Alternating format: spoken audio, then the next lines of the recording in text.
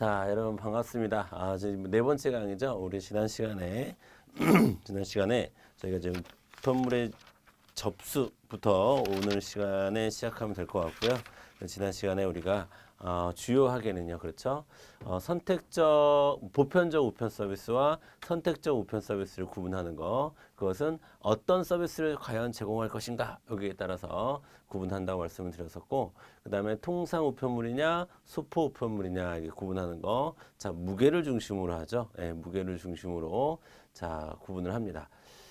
일단 선택적이냐 보편적이냐는 무게를 중심으로 일단 구분하고요. 자, 보편적이라는 것은 누구나에게 보편적으로 넓게 서비스를 제공한다라는 얘기고, 선택적이라는 것은 좀 특별하게 서비스를 제공한다는 건데, 그 특별한 서비스라고 하는 것은 무게에 따라서 무게를 기준으로 나눠진다라고 말씀을 드렸습니다.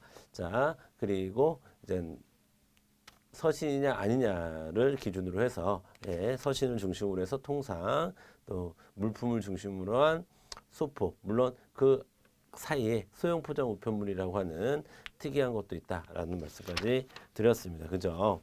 자, 이렇게 지난 시간까지 저희가 이제 기본적인 틀과 개념을 좀 정리를 해봤다 이렇게 여러분 생각하시면 되고, 이제 하나하나 자세한 내용을 들어가 보도록 하겠습니다. 여러분 오늘은 자 우편물의 접수부터 보도록 하겠습니다. 우편물의 접수. 자, 우편물의 이제 접수 검사는 어떻게 해야 되고, 또 우편물의 포장 상태는 어때야 하고, 그다음에 지난 시간에 잠깐 보긴 했는데 우편물의 제한 부피 및 무게 다시 한번 좀 확인하는 시간을 갖도록 하겠습니다. 자, 먼저 우편물 접수 검사부터 보도록 할게요. 우편물 접수 검사. 자, 발송인, 수취인 등 기재사항이 잘 기재되어 있는지 일단 기본적으로 확인을 해야 되겠죠. 두 번째, 자, 규정에 위반되었을 경우에는, 위반된 것을 발견했을 경우에는, 자, 발송인이 보완하여 제출하도록 해야 합니다. 자, 여기서 중요한 것은 누가 한다는 거예요? 발송인이 한다는 거예요. 발송인이. 자, 직접 보완해서는 된다, 안 된다? 안 된다. 자, 우리 우편 공무원이 직접 하면 안 되는 거예요. 발송인 보고 보완하도록 요구해야 되는 거고, 자, 그렇게 해서 제출할 수 있도록 해야 됩니다. 규정에 위반되었을 때는요. 그 다음에 만약에 이걸 불응해요. 자, 불응하겠다. 나는 보완하지 않겠다. 이렇게 얘기하면 당연히 접수를 거부하면 됩니다. 거부하면 되고, 다만 왜 어떤 규정에 위반되었고 왜 접수를 거부해야 되는지에 대한 이유는 충분히 설명이 되어야 되겠죠. 그렇죠?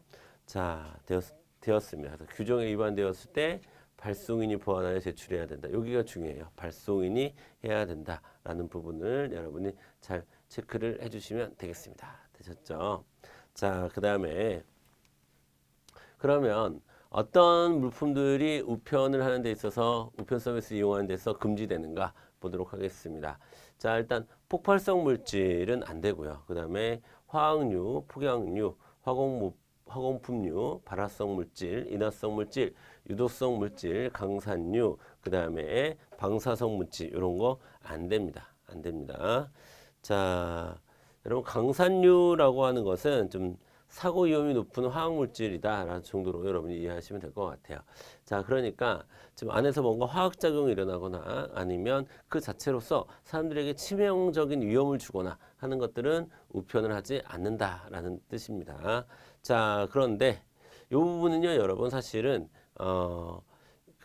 지난번 학습 자료에서 개정된 내용이 추가된 거예요. 그러니까 그전에는 없었던 건데, 자, 추가된 거니까 올해 시험 정도에는 나올 수 있다는 거죠. 그러니까 좀 눈여겨서 봐줄 필요가 있고요. 거기다가 이제 한 걸음 더 좀 나아가면, 자, 조건부적으로 예외적인 게 있습니다. 예외적인 거. 자, 그 다음에, 자, 예를 들면 독약류 같은 경우는요. 독약류 같은 경우는, 자, 관공서라든가 치과 의사라든가 의사들, 그러니까 전문가들이나 아니면 약사들, 약종사까지도 면허나 허가를 받은 자가 등기 우편으로 보내는 것은 예외로 하는 겁니다. 그래서 조건부 예외는 첫 번째 허가권자가,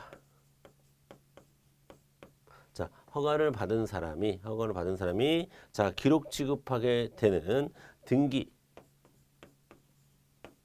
자, 등기로 발송했을 때는 자, 허락해 주는 겁니다. 독약류, 병균류도 마찬가지입니다. 병균류도 뭐 의사라든가 뭐 방역 담당자라든가 이런 사람들의 그러니까 허가권자, 면허가 있는 사람들이 자, 등기 우편으로 발송하는 것은 조건부적으로 그런 조건 하에서 이제 우편을 할 수 있게끔 해주는 거다. 원칙적으로는 그렇지 않지만 자, 공안방해와 그 밖에 위험성 있는 물질도 마찬가지입니다. 마찬가지로 이거는 법적으로 공공기관에서 등기 우편으로 발송하는 것은 허가를 해줍니다. 그래서 면허가 있거나 허가권을 가진 사람이 어떻게 등기로 취급을 하게 되면 등기 우편을 하게 되면 예외적으로 요 세 분야에 대한 것들은 허가해 준다. 이렇게 여러분이 정리를 해 주시면 되겠습니다. 자, 되셨죠? 자, 그 다음 볼게요.